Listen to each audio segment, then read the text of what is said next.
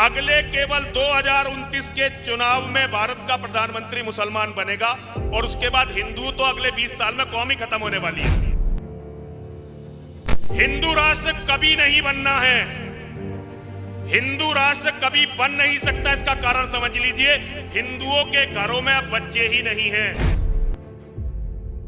दुनिया में सबसे कमजोर नेता, दुनिया में सबसे कायर नेता यदि कहीं हुए तो वो हिंदू कौम के हुए। 10 सिख गुरुओं ने अपना रक्त बहाकर, और रक्त बहाया मानवता की रक्षा के लिए, अपना रक्त बहाकर जो पैगाम पूरी दुनिया को दिया, ये पैगाम मानवता की रक्षा का सबसे बड़ा दस्तावेज है। यदि कोई इसकी बेअदबी करता है तो वो जीवित रहने के लायक नहीं है। जिन लोगों की सजा समाप्त हो गई है और वो जेल में है, ये बहुत बड़ा अन्याय है।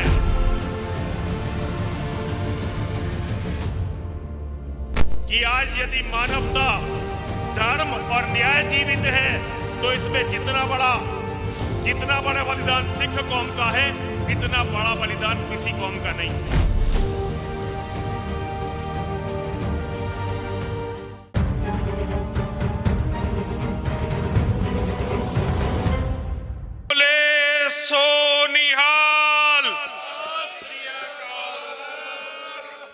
देवादिदेव भगवान महादेव शिव और जगत जननी मां जगदम्बा के चरणों में नमन करते हुए मुझे कुछ समझ में नहीं आ रहा कि मैं आप लोगों के सामने क्या कहूं, लेकिन मैं आप लोगों से एक बात, हो सकता है मेरे मुंह से कोई गलत बात निकल जाए और आप अगर मुझे कोई दंड देना चाहें तो आप दंड भी दे सकते हैं, लेकिन मैं ये बताना चाहता हूं आपको कि आज इस हॉल में खड़ा होकर भाई तरुण जैन जी ने मुझे फोन किया कि मुझे यहां आना है जहां गुरु गोविंद सिंह जी महाराज के 2 साहिबजादों का बलिदान हुआ।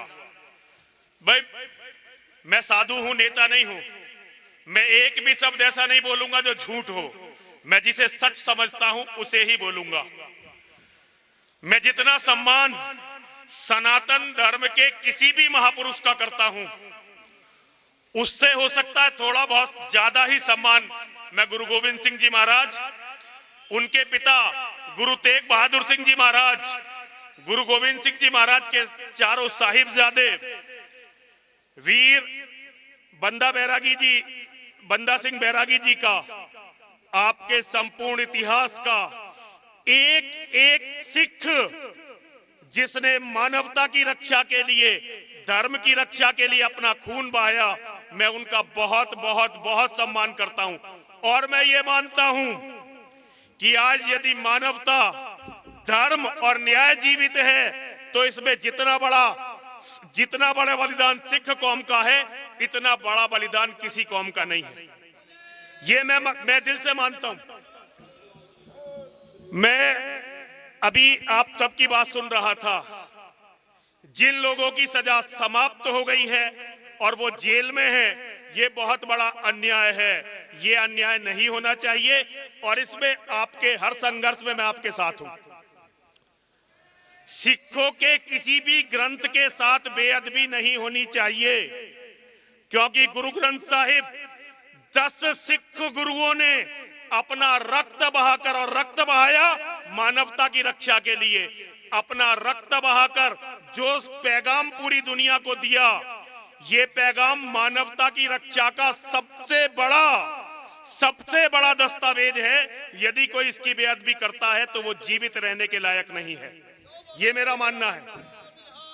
अभी बात चली, जब मैं यहाँ आया तो जो मंच संचालन कर रहे हैं भैया जी, बात चल रही थी हिंदू राष्ट्र की। हिंदू राष्ट्र से बिल्कुल मत डरिए। दुनिया में सबसे कमजोर नेता, दुनिया में सबसे कायर नेता यदि कहीं हुए तो वो हिंदू कौम के हुए। हिंदू राष्ट्र नहीं, मैं आप सुन लीजिए आप सुन रहे मेरी भैया, सुनो। आपको अगर कोई दंड देना, मैं यहीं रहूंगा, लेकिन मेरी 5 मिनट बस बात सुन लीजिए। हिंदू राष्ट्र कभी नहीं बनना है, हिंदू राष्ट्र कभी बन नहीं सकता। इसका कारण समझ लीजिए, हिंदुओं के घरों में अब बच्चे ही नहीं हैं। अगले केवल 2029 के चुनाव में भारत का प्रधानमंत्री मुसलमान बनेगा और उसके बाद हिंदू तो अगले 20 साल में कौम ही खत्म होने वाली है। क्योंकि मैं बाबा हूं इसलिए आपको सच बता रहा हूं। तो और सुनिए, कभी भी कोई भी हिंदू सनातनी सिख कौम का दुश्मन नहीं हो सकता भाई, कभी हो ही नहीं सकता। तो हमारा आपकी न्याय की लड़ाई को समर्थन है।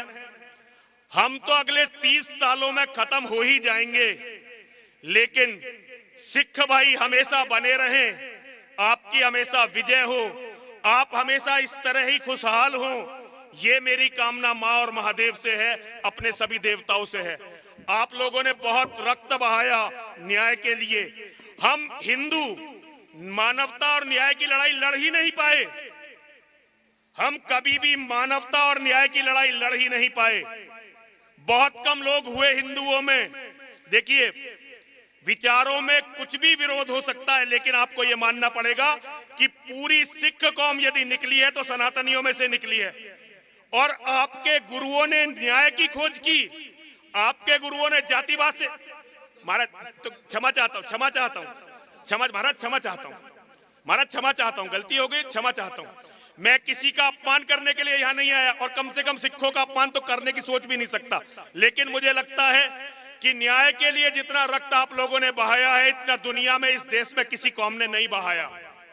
आप लोग हमेशा खुशहाल रहें, आप लोग हमेशा फलते फूलते रहें और न्याय की लड़ाई लड़ते रहें, ये मेरी आपसे बहुत बहुत बहुत कामना है। लेकिन एक बात निवेदन करना चाहता हूं, नेताओं की नीचता के लिए हिंदू कौम को शत्रु मत समझिए कभी भी। नेताओं की नीचता के लिए पूरी हिंदू कौम आपकी शत्रु नहीं हो सकती। हिंदू कौम सिख कौम एक वखरी कौम है।